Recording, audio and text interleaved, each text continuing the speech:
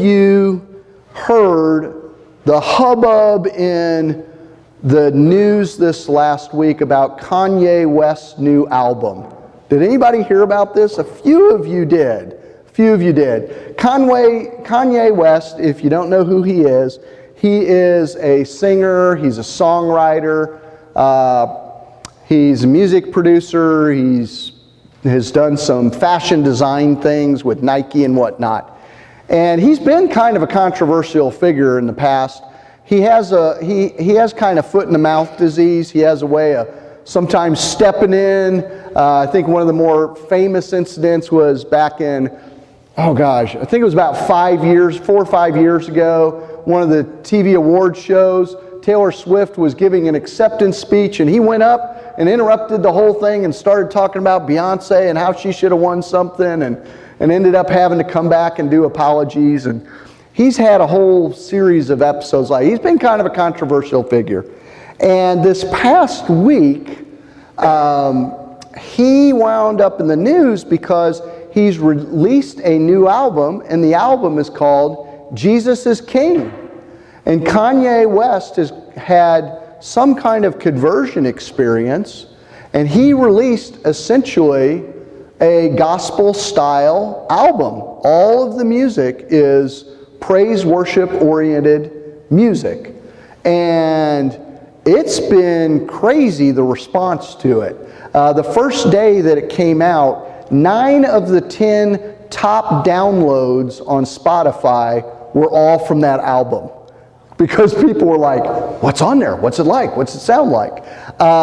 If you Google, and I did this yesterday, if you Google, and they did something like Kanye West album or something like that, you get a response all across the spectrum. NBC had an article headed, Kanye West, Christian conversion is less about Jesus and more about Kanye.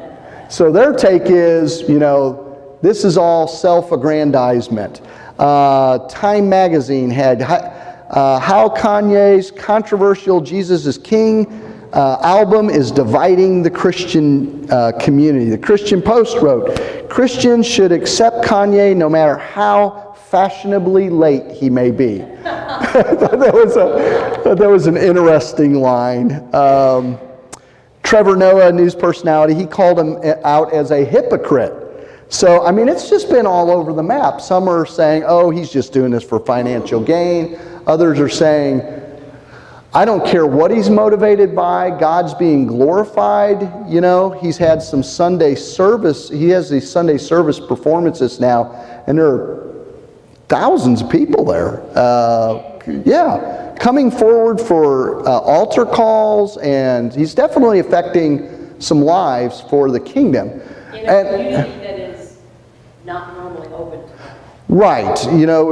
Susan was saying, in a community that normally would be resistant. He's reaching people that we, as sort of the main line, what you stereotypically think about Christians, we're not reaching. And I raised that up this morning because I feel like it's timely. It, to me, almost feels like a Zacchaeus story, right? Because Zacchaeus was this wealthy guy. Everybody would have known him, chief tax collector. There would have been people who loved him. There would have been people who hated him. One of the things Kanye's had a lot of conflict around is his political views. I guarantee that Zacchaeus was on the wrong side of the politics of his folks because he was sort of in bed with the Roman government. Now, what's fascinating is I'm sure, because human nature has not changed, that if there were a time in NBC and whatnot, they would have been writing the exact same kind of articles about Zacchaeus, right? It would have been, people would have been sitting around in the pubs of Jerusalem, if you will, going, I think that Zacchaeus guy is a phony, and they didn't wait. They started the moment it happened, because what we're told is the people grumbled. And there's 2 ways you can read this story. And the verdict is out for me a little bit, and I'm actually leaning against the way it's traditionally been kind of read, and let me explain. The normative way to read this story is that Zacchaeus is this bad guy, a corrupt tax collector, and he encounters in Jesus, and because he encounters Jesus, his heart changes, and he decides, I'll no longer defraud people, I'll give them back their money, and I'm going to be fair in my practice, and I'm going to be generous. I'm going to take from my income, and I'm going to give to the poor. And he goes to his house, and everybody's upset about that. Now, that's kind of the traditional way to read it. I find that interesting, and I'm actually getting to where I'm kind of starting to side against it to a different way of understanding, and I'll explain why. The other way you could understand this story is that Zacchaeus is actually a fairly righteous person. You're going to be like, what? I'll explain. He's a fairly righteous person, and this is one of those stories where Jesus, and there's a lot of these stories, and many of them are in Luke, where Jesus will take someone that we want to pigeonhole as bad, and they end up being the example of what is good. Like, a little further back in Luke, there was a leper who was Samaritan, a big outcast, a person who should have been rejected. There were 10 lepers. They got healed, and the one who comes back is a Samaritan. And that's the one that the Jewish audience would have been like, that's the guy who shouldn't come back, right? So the underdog, the one that everybody should look down on, is the one that has the exemplary behavior. Similar story, Roman soldier, Roman centurion who comes and he has so much faith that Jesus doesn't even need to come to his daughter. He just says, say the word, and I know my daughter will be healed. And Jesus ends up talking about how exemplary his faith is. Like, truly I've not seen faith like this in Israel. And he's a Roman soldier. Again, one of the guys that should have been the bad guy and gets showcased as by Jesus as the good guy. Now, why would I say that about Zacchaeus? And it's because of this. I do not understand why more current translations translate, there's a couple verbs in here. When Zacchaeus says, I will give, fourfold to anybody I've defrauded, I will give, I'll double what I give to the poor. When he says that, modern translations translate it, I will give, future tense. That Greek word, and in older translations, is actually present tense. If we just translated it the way it's written, it would say, I give, I am giving. Like it's present tense. I'm giving. So the way this story reads then is, Jesus sees Zacchaeus and says, come on down, and the people start grumbling, and it actually says, Zacchaeus stopped, right? So he hears them grumbling, and he stops, and it's kind of a, hey, wait a minute, I give twice what I give to the poor. If I do something wrong, I pay back 4 times, and it's present tense. I am giving. And he's supposed to be the bad guy. It feels, when you read it the way it's written, it feels much more like these other stories where we have someone like a Roman centurion that everybody should be against, who has great faith. We had a contrasting story, and I don't think this is coincidental, but just shortly prior to this, we have a wealthy ruler who abides by all of the law. He comes and he says, hey, I have kept, what do I need to do to inherit the kingdom of God? He said, and Jesus says, well, you need to keep the commandments. And he says some of them. He goes, I've done all that. I'm the good guy. I've done all that. And he says, well, then there's just one thing you need to do. Give away what you have and follow me. Give it to the poor. Zacchaeus, just a short bit later in the same gospel, is the reverse story if we understand it the way I just interpreted it. Because what we have instead is not a guy who looks like, on the surface to the public, he's a bad guy. Everybody ought to be against him. But he is giving what he has to the poor, and he is choosing to follow Jesus. The rich young ruler who seems to have it all together, that everybody's applauding as a good guy, what's he do? We're told he was very sad and he walked away. But what does Zacchaeus do? Zacchaeus has the absolute, complete opposite reaction. It says, and he happily went, or something like that. Some translations say, and gladly he followed Jesus, and they went to his home. Gladly. It's the absolute, complete opposite story if we understand it the way it's written. Either way, here's the thing I want to lift up. Whether Zacchaeus, we could debate whether Zacchaeus is a good guy or bad guy all day long. Just like people are doing in the paper with Kanye, right? We could sit here and we could fight over whether he's a hypocrite, whether he's doing it for this, whether his heart is genuinely changed and he's positively impacting the kingdom. We could debate that all day long. This story is in here not to teach us about Zacchaeus. This story is in here to teach us about Jesus and about God. And where our attention ought to be, and it ought to be with the Kanyes or anything else that comes along where we kind of go, wait a minute, that's not how we do it in the church. Anybody ever hear that? That's not how we do it in the church, and we start grumbling, which is essentially what's going on here. Our question shouldn't be about the person. Our question should be, is this God at work? Is this God at work in His wideness of mercy, in His wildness of mercy?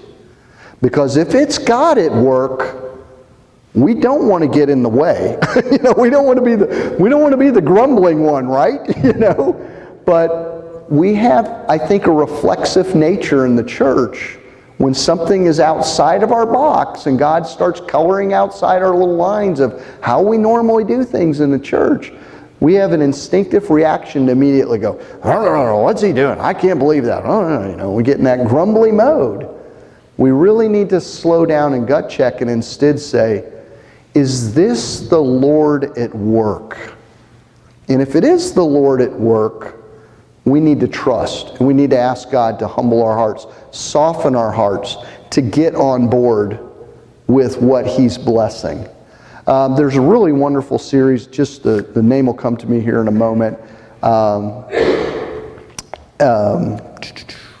to do with following God. Anyways, there's a wonderful series, came out a few years ago on living Christian life, and the author in this series said, he makes a point that we should stop trying to ask God to bless what we are doing. We should start looking for what God is blessing and get on board with what God is doing. And I'm like, oh, that's a different way of living. It's the difference between getting up in the morning and kind of treating God like He is your virtual assistant for the day. Like, okay, God, I got a busy day today. I've got this at work. Make it go really well for me. I have a test. Help me pass. And all those things we throw on God's to-do list. It's like, oh God, here's my honey-do list for the day. It's the difference between that and waking up in the morning and going, God, I'm your servant, and I don't know what you have in mind for today, but I want to be a part of it. Please point out to me. Help me be aware of where you need me and what you need me to do today. That's humble service. That's when we start treating God as the Lord of our lives and not, some cosmic bellhop, that's there to grab our bags for the day. And Zacchaeus, I just wonder if Zacchaeus isn't a guy who actually really gets it a whole lot better than many of us do, though he has the reputation of being a bad guy. And he may have earned it, or he may not have. He just may have had the label. It's easy to get pigeonholed by people just because, they put a label on you, and next thing you know, you're dirt, and they make all kinds of assumptions about you. Let us have open hearts to watch for where God's working and be servants around it. I'm going to close with this. There's an old, and you guys may have heard this before. It's very short. There is an old parable called the life-saving station. It's one of those things that I think that it's timeless, though you may have heard it. I'll share it with you. It goes this way. It says, on a dangerous seacoast where shipwrecks often occur, there once was a crude little life-saving station. The building was just a hut, and there was one boat, and there were a few devoted members who kept constant watch over the sea, and with no thought for themselves, they went out day and night tirelessly. They're rescuing people who are getting shipwrecked. Well, some of those who were saved, and various others in the surrounding area, they wanted to become associated with the station. They thought this could work. And they jumped in and they started supporting it. And soon they got newer boats and new crews, and the little station started growing. Well, some of the members of the life-saving station were unhappy that the building was kind of crude and it was poorly equipped. So they felt that a more comfortable place would provide a better refuge for the people they saved from the sea. And they replaced the emergency cots with nice beds, and they put better furniture in. They got a larger building, and they gathered there as members, and they decorated it beautifully and furnished it. And before you knew it, people got less and less interested in going out to sea on the life-saving missions. They just loved to be at the hut. You know? It became kind of their club. They saved the life-saving motif in all their club decorations, but by and large, it just became their club. Well, about this time, a large ship was wrecked off the coast, and the hired crews brought in all these boatloads of cold, dirty, wet, half-drowned people. And the beautiful new club was just in chaos. What are these people doing here? So the property committee, you need a committee by that time, right? Property committee gets together and says, hey, we need to build a shower house so we can clean these people up before we bring them in. Because they're going to get all our nice furniture nasty. And at the next meeting, there becomes a split in the club membership. And most of the members, they want to stop the club's life-saving activities. It's getting too unpleasant, and it's kind of hindering the social life of the club. But some of the members insist, no, we're a life-saving station. That's our primary purpose. And they split, and there was a vote, and they went on down the beach a ways, and they opened up a different little hut and started saving shipwrecked lives. And history keeps repeating itself. And now if you go there, there's just life-saving station after life-saving station along the shore, and lots of people drowning. You know, I think that's what happens when we sit around and we get in the mode of grumbling about the Zacchaeuses, rather than saying, what's God doing here, and are we supporting it, or are we fighting against it? Let us have humble hearts, and please join me in prayer. Holy God, we don't ever want to be just a life-saving